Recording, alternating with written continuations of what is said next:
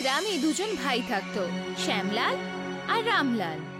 রামলালের বিয়ে হয়ে গেছিল, আর আজ রামলাল নিজের ভাই শ্যামলাল আর মা রোহিণীর সাথে দেখা করতে বাড়ি এসেছিল।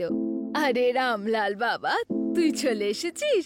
কেমন কাটছে তোর জীবন? মা, সবকিছু ঠিক আছে, কিন্তু একটা দরকারি কথা বলতে এসেছি। এখন সময় এসে গেছে যে আমরা দুজন ভাইয়েরা নিজেদের অংশটা নিয়ে নিই। মানে আমি বলতে চাইছি মা, আমরা ভাগাভাগি করে নিই। ভাগাভাগি? কিন্তু দাদা, এর তো কোনো প্রয়োজন ছিল না। দেখ ভাই, আমি কোনো ঝগড়া টগড়া করতে পারবো না। আমি শুধু এটা চাই যে জমি আর জমি জমার একটা পরিষ্কার হিসেব হয়ে যাক। হ্যাঁ বাবা, এখন তো তোমরা দুজন বড় হয়ে গেছো, কিন্তু সত্যি বলি, তোমাদের দুজনকে আমি ছাড়তে চাই না, তোমাদের সাথে থাকতে চাই। মা, তুমি একদম ঠিক কথা বলেছো। এর জন্য আর একটা ভালো উপায় আমার কাছে আছে। কিরকম উপায় দাদা, আমাকে বলো। আমরা এমনটা করতে পারি যে তুই আর মা আমাকে সব জমি জমা দিয়ে দে, ওগুলো বিক্রি করে আমি শহরে গিয়ে খাবারের একটা ব্যবসা শুরু করব, আর গ্রামে পয়সা পাঠাতে থাকবো। 1 বছর পরে তোমাদের দুজনকেও নিজের সঙ্গে ডেকে নেব। ঠিক আছে বাবা, যদি এটাই তোর ইচ্ছে তো আমি রাজি। পরের দিন সকলে মিলে প্রধানজির ঘরে গেল আর কাগজে সাইন করে সব ক্ষেত আর জমিন রামলালের নামে করে দিল। এরপর রামলাল নিজের বউয়ের সাথে শহরের দিকে রওনা দিল। মা, 2 মাস হয়ে গেল দাদা কোনো চিঠি পাঠালো না, না কোনো খবর আমাদের দিল। জানি না বাবা, তুই একটা কাজ কর, প্রধানজির কাছে গিয়ে একবার জেনে আয়, উনি আজই শহর থেকে এসেছে। শ্যামলাল প্রধানজির ঘরে গেল।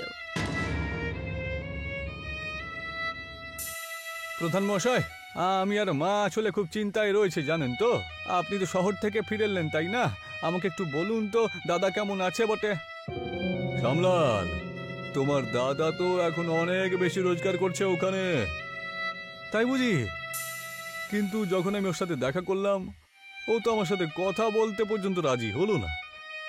অনেক কিছু বলার পরে ও আমাকে শুধু এইটুকু বললো যে এই গ্রাম থেকে নাকি আর কোনো সম্পর্ক নেই তার, আমি আর আমার বউ তো এখানেই থাকবো। আর ও শেষে কিনা 4000 টাকা আমাকে দিল, আর বলল যে এটা শ্যামলালের জমির দাম, আর এমনিতেও ওই জমি থেকে এর থেকে ভালো কিছু পাওয়াও যেত না। সেই জন্য এটাও বলল যে আরও পয়সা পাঠানোর কোনো ইচ্ছা নেই। শ্যামলাল প্রধানজির দেওয়া টাকা নিয়ে খুবই দুঃখী মনের সাথে বাড়ি ফিরতে লাগলো।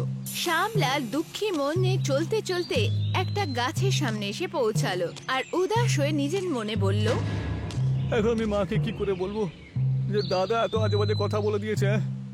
না না, মাকে এসব বলবো না, আমি এটা করতেই পারি না। একজন ধনী ব্যক্তি নিজের গরুর গাড়িতে একটা বড় তন্দুর চুলা নিয়ে এলো। এই যে ভাই, কি হয়েছে? এইভাবে মন খারাপ করে রয়েছো কেন? শ্যামলাল, যে কিনা প্রথম থেকে খুব দুঃখী ছিল, ওর চোখ দিয়ে জল বেরোলো। ও কাউকে খুঁজছিল যাকে ও মনের কথা বলতে পারত। ও ওই ব্যক্তিকে নিজের সব কথা বলল। ভাই, আমি তো অন্য গ্রামে থাকি, আমিও কখনো তোমারই মতন একটা বড় বিপদে ফেঁসে গিয়েছিলাম। সেই সময় এই তন্দুরটা আমাকে সঙ্গ দিয়েছিল, যেটা আমি গরুর গাড়িতে করে নিয়ে যাচ্ছি। এটাকে আমি নিজের কাছেই রেখে দিয়েছি, কারণ ও আমাকে একটা নতুন জীবন দিয়েছে। তুমি যদি চাও তাহলে এটা তুমি আমার থেকে কিনতে পারো, কারণ এই তন্দুরটা আমার থেকে বেশি তোমার কাজে লাগবে। কিন্তু আমার কাছে তো এত পয়সা নেই বটে, তাই না দাদা, যে আমি এটা কিনতে পারবো বটে। আমার কাছে তো শুধুমাত্র এই 4000 টাকা মাত্র রয়েছে বটে। এখন যদি মনে হয় তোমার, তাহলে তুমি আমাকে এর বদলে দিয়ে দেবে কিনা? আরে মাত্র 2000 টাকা দিয়ে দাও, আর বাকি 2000 টাকা তুমি এই তন্দুরকে দিয়ে কোনো একটা ব্যবসা শুরু করো, বুঝলে? এইটা বলে ওই ব্যক্তি শ্যামলালকে তন্দুর দিয়ে চলে গেল। ও তন্দুর নিয়ে নিজের বাড়ির দিকে এগিয়ে গেল। শ্যামলাল তন্দুর নিয়ে বাড়ি এলো, আর ওর মা রোহিণী জিজ্ঞেস করলো, লাল, তুই এটা কি উঠিয়ে এনেছি বাবা? মা, এটা দাদা পাঠিয়েছে জানো তো, আর আমাদেরকে এই খবরটাও দিয়েছে যে এটা দিয়ে আমরা একটা নতুন ব্যবসা শুরু করতে পারবো। আচ্ছা, রামলাল পাঠিয়েছে? কেমন আছে ও? আরে দাদা তো শহরে অনেক পয়সা রোজগার করছে জানো তো, এখন আর কোনো সমস্যা নেই বটে। শ্যামলাল নিজের মাকে এটা বলল না যে রামলাল গ্রামের সাথে সম্পর্ক শেষ করেছে, বরঞ্চ ওর মায়ের মন রাখার জন্য ও মিথ্যে কথা বলল। আচ্ছা বাবা, যে তোর দাদা খুশি আছে, কিন্তু এই তন্দুর এখন কি করব? আরে মা, এই তন্দুরটাকে দিয়ে আমরা নতুন একটা দোকান খুলবো, তন্দুরি লিট্টি চোখা। সেটা কিভাবে? এই তন্দুরের মধ্যে আমরা লিট্টিও তৈরি করব, আর বেগুন আলুর একটা রডের মধ্যে ঢুকিয়ে গরম করে নেব, তারপরে সেটাকে মেখে লিট্টির সাথে বিক্রি করব। রোহিণী এটা শুনে খুব খুশি হলো, আর শ্যামলাল যে কিনার মাকে দুঃখী দেখতে চাইতো না, এই জন্য ও ওর দাদার ব্যাপারে মিথ্যে বলে ওনার মন খুশি করলো। পরের দিন শ্যামলাল বাজারে একটা ঠেলায় তন্দুরি লিট্টি চোখা লাগালো, আর পাশেই তন্দুরিতে লিট্টি রেখেছিল। দোকানে এখনো অবধি কেউ আসেনি, কিন্তু তন্দুরি লিট্টির গন্ধ বাজারে ছড়িয়ে গেছিল। এই যে ভাই শ্যামলা, এটা আবার কি? এই তন্দুরি রুটি নাকি এটা? আর এটা এত ছোট কেন? আরে আরে এটা কোনো রুটি না বটে, এটা হলো লিট্টি, আর সেটাও তন্দুরি। একবার খেয়ে দেখো না আমার এই তন্দুরি লিট্টি চোখা। আরে বউয়ের খাবার ভুলে যাবে প্রধান মশাই। শ্যামলাল প্রধানকে এক প্লেটে লিট্টি চোখা দিল। প্রধানজি যখন একটা খেলো, ওনার চোখ একদম খুলে গেল। কি হলো প্রধান মশাই, ভালো লাগলো না নাকি?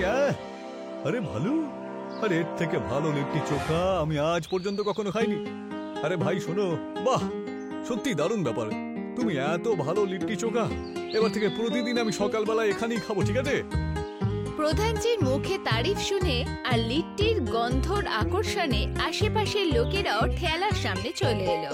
শ্যামলাল সবাইকে লিট্টি চোখা দিল, আর দেখতে দেখতে সমস্ত লিট্টি শেষ হয়ে গেল, আর লোক সেখানেই দাঁড়িয়ে অপেক্ষা করতে লাগলো। আরে শ্যামলাল বাবা, আমাদের জন্য কিছু বেঁচে আছে নাকি সব দিয়ে দিয়েছো? ক্ষমা করবেন মাসি, কিন্তু আজকে তো সব লিট্টি চোখা শেষ হয়ে গিয়েছে। বাবা, কালকে আরো লাগিও, সারা গ্রামে তোর লিট্টির ব্যাপারেই কথা হচ্ছে, আমিও খেতে চাই। ঠিক আছে মাসি, ঠিক আছে, কালকে আগে আসতে তো দাও, তারপর লিট্টি বিশাল বিক্রি করব। এরপর শ্যামলাল বাড়ি গেল। ও নিজের মাকে দেখালো যে ও প্রথম দিনই 2000 টাকা কামিয়েছে।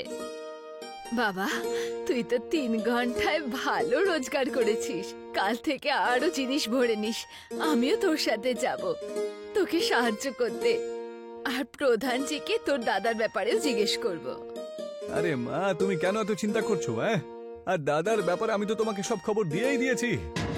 2 মাস কেটে গেছিল, আর শ্যামলালের ঠেলা এখন দোকানে পরিবর্তিত হয়েছিল, আর ওর ছোট ঘর একটা ভালো বাড়িতে পরিবর্তিত হয়েছিল।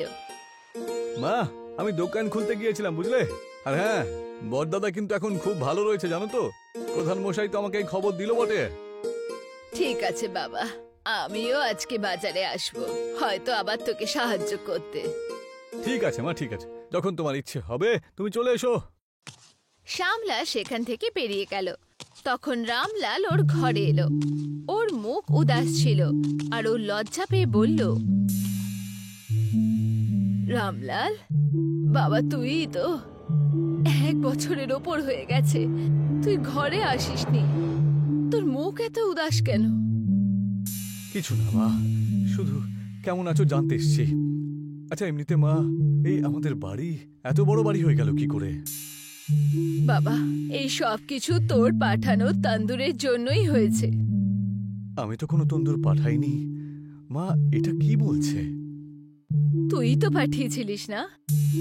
হ্যাঁ হ্যাঁ মা, আমি তো বলেছিলাম শ্যামলালকে। এবার তো সত্যি বল, তুই তো নিজের ভাইয়ের থেকে প্রথমেই মুখ ঘুরিয়ে নিয়েছিস, কিন্তু ও তোর সত্যিকারের ভাই, ও তোর সব দোষকে ঢেকে রেখেছে, আর এখন তোর মধ্যে এতটুকুও লজ্জা নেই যে মায়ের সামনে সত্যি বলতে পারিস? আমায় ক্ষমা করে দিও মা, আমি ওই সমস্যার মধ্যে পড়ে গিয়েছিলাম, আর কোনো সাহারা পাইনি তো, তখন আমি এই জন্য এখানে এলাম। যা যা তুই এখান থেকে, এমনিতেও তো তোর এই গ্রাম আর আমাদের সাথে কোনো সম্পর্ক নেই। শ্যামলাল নিজের দোকানে ছিল। তখনই দামিনী মাসি আর প্রধান একে অপরের সাথে কথা বলতে আসছিল। আরে কি খবর প্রধান মশাই আর মাসি, তোমরা দুজন মিলে এত চিন্তায় পড়ে রয়েছো কেন? বাবা, আজকে আমি সকালে শহর থেকে ফিরলাম, মাঝে তোমার ভাইয়ের দোকানে একবার গিয়েছিলাম, বুঝলে? কি হয়েছে? দাদা ঠিক আছে তো? বাবা, ওর বউ রম্ভা আর ওর বাড়ির লোকেরা রামলালের পুরো ব্যবসা কেড়ে নিয়েছে। আমিও এটা অন্য গ্রাম থেকে খবর শুনে এলাম। এটা তুমি কি বলছো মাসি? রামলাল পুরো ব্যবসা নিজের বউয়ের নামে খুলেছিল, আর যখনই ব্যবসা একটু ভালো করলো রামভা ওকে ছেড়ে দিল আর নিজের পরিবারের সাথে মিলে সবকিছু ছিনিয়ে নিয়ে রামলালকে ভাগিয়ে দিল। আর বড়দা, ও ঠিক আছে তো এখন? আরে তোমার ভাই তোমার সাথে যা করেছে তারপরেও তুমি ওকে নিয়ে চিন্তা করছো? আরে যা হয়ে গেছে সেটা হয়ে গেছে প্রধান মশাই, এর থেকে বড় শাস্তি আর কি হতে পারে আমার দাদার জন্য? আমি জানি না যে ও এখন কোথায় রয়েছে। শ্যামলাল দোকান বন্ধ করে ঘরে গেল আর নিজের মাকে সব কথা বলল। বাবা, কিন্তু আমি রামলালকে তো এখান থেকে চলে যেতে বললাম। যা বাবা, ওকে নিয়ে আয়। শ্যামলা তৎক্ষণাৎ রামলালকে খোঁজার জন্য বেরিয়ে গেল। গ্রামে সেই গাছের কাছে এসে পৌঁছালো যেখানে সেই ধনী ব্যক্তিকেও পেয়েছিল। রামলাল সেখানে মাথায় হাত দিয়ে বসেছিল। দাদা, তুমি আমার সাথে বাড়িতে চলো। আমি কি করে বাড়ি যাব ভাই? কোন মুখ নিয়ে যাব বলতো ওখানে? এখন তো মাও আমার উপর রেগে রয়েছে। আমি তো নিজের মুখটাকেও আর দেখতে চাই না, বুঝলি? দাদা, আমি তো মাকে কখনো বলিনি যে তুই কি কি বলেছিলি। তাহলে কি বলতো, ও তো মাই, তাই না? আমাদের মিথ্যে কথা সব জানতে পেরে যায়। হ্যাঁ রে ভাই, ঠিকই বলেছিস তুই। দাদা, তুই এমনিতেই অনেক কষ্ট সহ্য করেছিস, এবার তুই চল তো বাড়ি। আমরা দুজন মিলে দোকান চালাবো, বুঝলি? আর মায়ের দেখাশোনা করব। রামলাল আর শ্যামলাল খুশি হয়ে নিজের বাড়ির দিকে এগিয়ে গেল। যখনই দুজনে ঘরে পৌঁছালো, আমার রাম আর শ্যাম, একজন লিট্টি তো একজন চোখা, তোমরা দুজনে একসাথেই ভালো দেখাও।